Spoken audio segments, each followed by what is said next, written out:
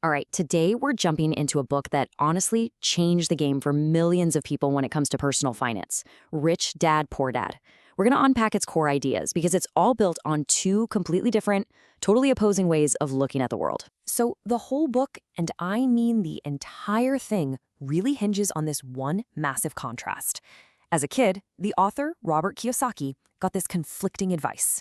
One of his father figures told him money was bad, something to be suspicious of. The other one, he said the real problem was not having enough of it.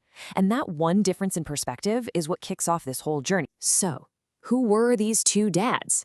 Well, his poor dad was his actual father, super educated, had a PhD, believed in the whole get a good job, get a pension path, but he always struggled with money. Then you have his rich dad. This was his best friend's father. He dropped out of school in the 8th grade, but he ended up becoming a self-made millionaire. So Kiyosaki grew up with these two polar opposite role models, which forced him to constantly compare their advice and, ultimately choose a path. So let's dive into that first big theme, the two dads themselves. This was never just about one being rich and the other being poor. It was about the lessons they taught, these fundamentally different philosophies about how money, work, and life all fit together. And that really gets us to the heart of the book. It's not just about what's in your bank account. It's about what's in your head. It's about your mindset. The real difference between the dads wasn't their paycheck. It was their deep down beliefs about how money actually works. And that's where things get interesting. Just look at this. It seems so simple, but it's incredibly powerful. Poor Dad's go-to phrase was, "I can't afford it." It's a statement, a full stop. It just shuts your brain down. But Rich Dad taught him to flip it into a question. How can I afford it? See the difference? That question forces your brain to wake up, to look for solutions, and to start building what he called your financial muscle. And here's another huge split in their thinking. Poor Dad was all about avoiding risk. Play it safe, he'd say. But Rich Dad's view wasn't about being reckless. It was about learning to manage risk. He believed that fear is what keeps people poor, but learning how to handle risk intelligently is how you spot and grab the big opportunities. Okay, now this might be the most controversial idea in the whole book.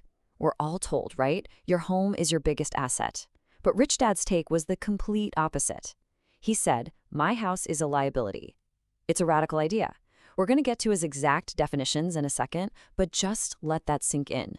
It totally flips the script on traditional financial advice. In their ideas on education, worlds apart. Poor Dad's advice was, study hard so you can find a great company to work for.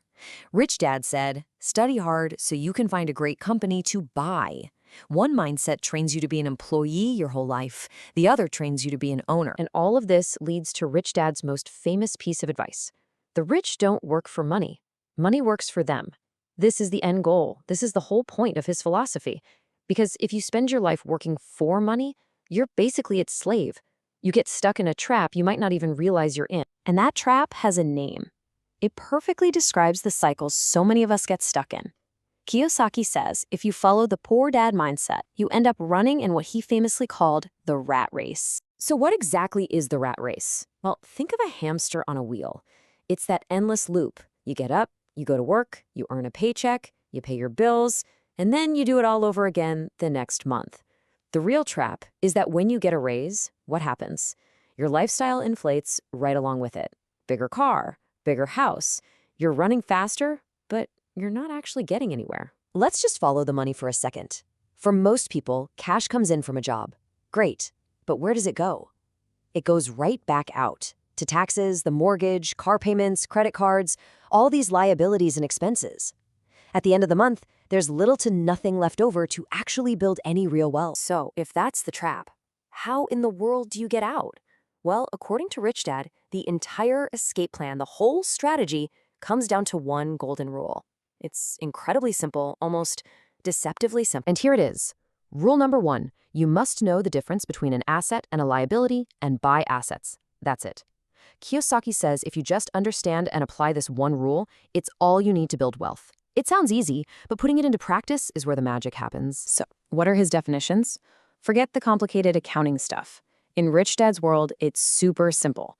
An asset is anything that puts money in your pocket, period. That's the only test. It's all about the direction of the cash flow. And on the flip side, a liability is anything that takes money out of your pocket. And this is the big aha moment. This is why Rich Dad called his house a liability. Every single month, it took money out of his pocket for the mortgage, for taxes, for insurance, for repairs. It wasn't putting cash in his hands. So look at how the rich play the game. It's a totally different cash flow pattern. They focus like a laser on building their asset column. Those assets, stocks, real estate, businesses, they generate income. That income pays for their expenses. And what about the money that's left over? It gets plowed right back into buying more assets. It becomes a cycle where their money is doing all the heavy lifting for them. Okay, so we get the rule. Buy assets. Got it. But how do you actually, do that? That brings us to our last section, how the rich actually play the game and focus on building that all-important asset column. Kiyosaki says you need to build up what he calls your financial IQ, and it's made up of 4 key skills. First, accounting. You just have to learn how to read the numbers. Second is investing, which is the science of making money with money.